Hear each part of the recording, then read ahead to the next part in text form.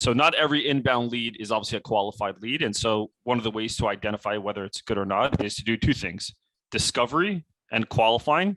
The two sort of go hand in hand. I know James also has a big opinion on this, but discovery and qualification are two different things. Qualification is more for selfish reasons for your company. Like, you have a criteria of what is an ideal customer fit, maybe a certain amount of revenue that they're closing. Every industry is a little different. And you only get that information by asking questions to that lead or doing some level of pre-call prep. So if it's an inbound lead and you're noticing, I don't know, if you're selling in the e-commerce space and you have a SaaS product, then going to that prospect's website, if it looks like it was made with, like only Fiverr, nothing against Fiverr, but it wasn't like a professional website, there are some things there that could indicate it's not really a quality lead. Plus, once you start asking them questions, you can tell by their answers if they're legitimate or not. And so that's one of the ways to do it for the inbounds. Yeah, and I'll throw in something along those lines. This has something to do with a talk track that I've been having lately about people who are buyers who are sophisticated versus unsophisticated buyers, right? So you got sophisticated buyers who know what they're talking about. They've gone through the due diligence. They've looked at your site. They've probably talked to a few other vendors, and they really just know. They're asking very specific questions about your solution, right? Whereas the unsophisticated buyer, they just kind of are there to look at, somebody told them to look into this or whatever it is, and they really don't know what they're looking for or how to look for it. And I'm not saying one's better than the other, by the way. I'm saying if we're looking for least path of resistance, then we want to look for the people that are experienced, the ones who come to us, who can tell us how they came to us. And identifying what a sophisticated buyer versus an unsophisticated buyer looks like, there's a little nuance to it, but it's really, I just ask them, okay, how'd we get here? Like, what brought you to this point? What have you done so far? What have you looked at so far? So, because I don't want to reinvent the wheel here. I just want to show you what you're looking for. So those kind of least path of resistance ones, where you want to start to really find, I'm having a podcast actually right after this about frictionless selling, where it's, how do you move as much friction for the people that want to buy as possible? And so you have to figure out what those friction points are and what those people need to be removed so that you can actually get there. Yeah. So there is, I'll talk about the first point, triggers, and maybe John, you'll talk about it, and then we'll sort of riff out on here. So triggers, I mean, I still think whether if let's just say the economic downturn is happening and people are like, it's just crazy, shit hit the fan, but you're noticing that companies are still hiring, and it's not like they posted a job ad 2 months ago. I'm talking about they posted one in the last couple of weeks. That's a pretty good indicator. They still have money to invest in, and they're potentially still growing. So that's something I would look for. Obviously, it depends on your industry, but I'd look for hiring. Yeah. Okay. Yeah, I mean, this is the whole resetting that ICP. It's like when you and for those of you who don't know, like ideal customer profile, right? Who do you sell to? There's characteristics that are very specific to what a tier one prospect looks like. You have to reset that on a consistent basis. You do, especially now, because in your ICP, you now have to look at, my opinion here, I think you now have to look at the daisy chain of who their ICP is, for instance, because a client could look great to us. They're in the software industry. They have the predictable revenue model. They're a mid-market and above. They got, 50 sales reps or more. Fantastic. Looks like, but if they sell to, retail, you know what I mean? Like some industries that got hammered over the past however many years, you know what I mean? Like, then they're probably not going to be a good fit for you because who they're selling to is struggling. And so you have to look further. And I also think ideal customer profile isn't something enough clients actually pay enough attention to. They do the basic stuff. They go on Zoom Info, and we love them, by the way. And they go in and they put all these check, and they say, okay, demographics and all this other, and then they get their list, and then they dump those lists into Salesforce, and they give their list the rep the territory, and all the rep do is just hammers through that list and says, okay, I guess I got to hit this one next. No. In a down economy, rip all that apart, throw it away, get your team into a room, grab a whiteboard, and really get down to who's buying now, why are they buying, what industries are hot, who sells into those industries, who do we have people that sell into those industries and partnerships and those type of things. And that will tell you where to go. Least path of resistance is what you're looking for. Don't get me wrong, all the other clients that fit that profile of your previous, those are ones you want to nurture and add as much value to as you possibly can through this downturn, so that when they're ready to buy, they remember you and what you did for them. But if you got to sell, you got to find clients that are reset on your ICP all the way.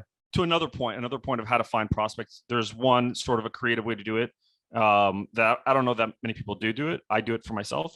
And then there's another one. So I'll talk about those 2 points, unless you want to pause and then talk about ICP a little bit more. No, drop it on me. Okay.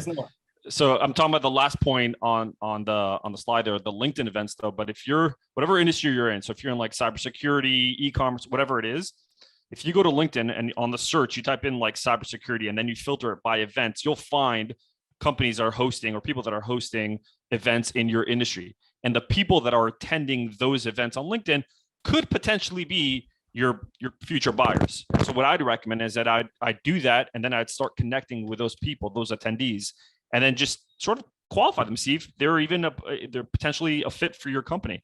It's cold prospecting, but there's something warm there that they're familiar. That event is something you can talk about mutually. The second thing I wanted to talk about really quick is how to find prospects that are still interested. So if you have anyone that's referring you business or has referred you business, what I'd recommend is reach back out to your inner circle, and your inner circle will reach out to their inner circle, and then so on and so forth.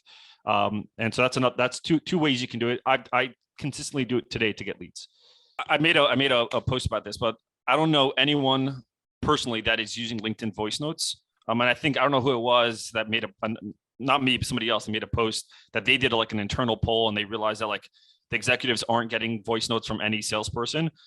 It's not on desktop, it's more on mobile, but voice notes for sure. It's like the WhatsApp voice note. And I believe also LinkedIn has that feature where you can use like I think it's with Vidyard, where you can record a video and just send it directly to the DM. No one's really doing that to me, and I'm getting blasted with cold DMs on LinkedIn. The automated LinkedIn stuff right now is just off the charts annoying. I wish every LinkedIn automation, I'm sorry, I'm going to cross off Adrian and the Sell Better team. I'm going to cross off one group that will never sponsor us, which is an automated email thing on LinkedIn. I'm sorry. I don't care how much money they have. I'm never going to take money from them because I get about 400 to 500 emails on a weekly basis. I would say 90+% of them are the automated drip campaign crap that say the same things. I get multiple of the exact same message from different companies. Okay. Wow. But the ones that do stand out are the ones that are using video and the ones that are using voice messages, because there's just something different about it. There's almost like this curiosity factor to it. Like, hey, what is this? And so it gets you listened to. Now, there are some things that you have to do to make sure that that voicemail is a strong one so that people actually stay listening to it, right? And there's some structure around that. But yeah, LinkedIn voice notes, LinkedIn video. I mean, we've been talking about LinkedIn video here for over 3 years at this point. Yeah. And I still get maybe one, maybe two in my inbox. And it's a way to show the personalization. The whole thing about video is to show who you are as a person. So I'm going to beg you, and Vidyard's probably going to hate me for this, whatever. I love you as a sponsor and I love your tool, but please don't do this.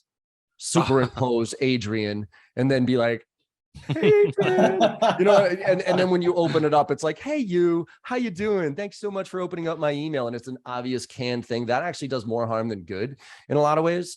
So I think there's pieces of that work, but my go-to is you have to tell a story to the people that are engaged, that are potentially. So once you get your ICP and once you get your personas reset and all that other stuff, now it's like, how can we add value to this persona? How can we add value in some way, shape, or form without trying to sell them on anything, and kind of put together a sequence that is more value oriented than call to action oriented, right? Where you're giving them free tools or free resources, or even stuff you came across as a sales rep. For instance, if you're a sales rep selling to sales, I don't care what you're selling to sales. If you have cool ass resources that internally you use that are free or something like that you just came across that have helped you, feel free to send that over to the VP of sales. Be like, yo, I don't know how your sales team is, but have you seen Crystal Knows yet? Crystal Knows is a crazy thing. Like, I can see your disc profile here, man. Like, you should share this with your team as a give, and just kind of the whole Gary V jab, jab, jab, right hook stuff, right? So I think you need to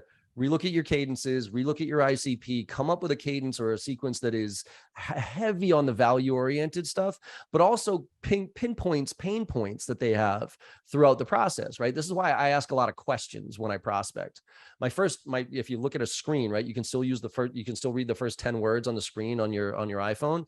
So that, to me, I always ask a very thought-provoking question, and then I back it up with the reason I'm asking that question, because the goal is to get you to open up my email there. And if I can ask you a question that's based on your persona and you go, well, why'd you ask that? And then you open it up. And I said, well, the reason I ask is because people like you who have that problem leverage our solution this way. Thought it'd be worth the conversation. If that's not a problem of yours, no worries.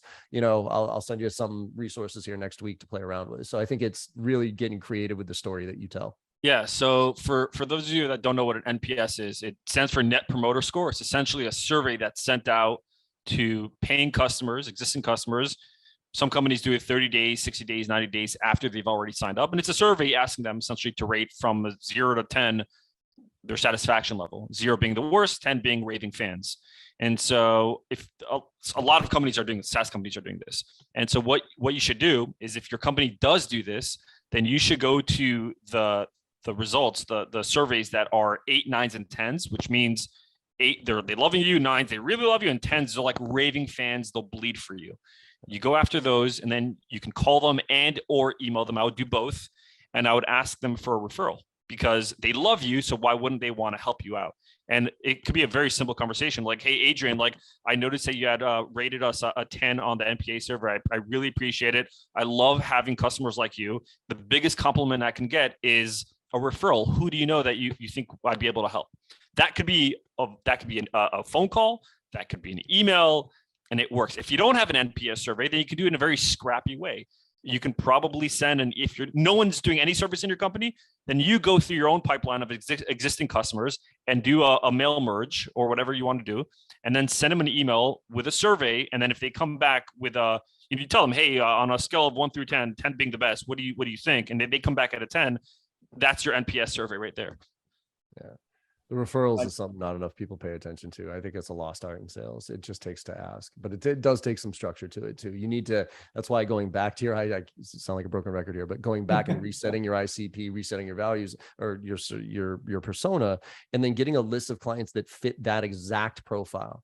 Carry that. I call it a hit list. We, here at JV Sales, we have every rep has a top 25 list. These are the exact companies they want to get into. Okay. So instead of asking just kind of, hey, for referrals, you can say, hey, do you know anybody on this list? Or do you know anybody who looks like somebody on this list? Because that makes it a lot easier for somebody to go, actually, I know them. Let me make an introduction for you there.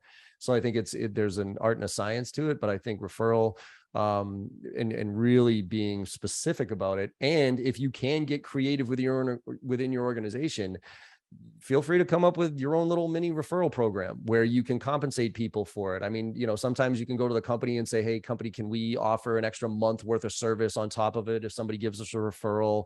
Or you yourself to say, hey, I'm putting together a mini little referral plan to try to drum up more business. We try to find people like you, whatever, and I'll give you this in return, something creative, something nice, not something tacky, right? So those are some things that you can and should get creative with when it comes to asking for referrals, your ICP, because there's other people out there that know more than you, and don't fight this alone, right? Put together a team internally and externally, start playing around with some different stuff.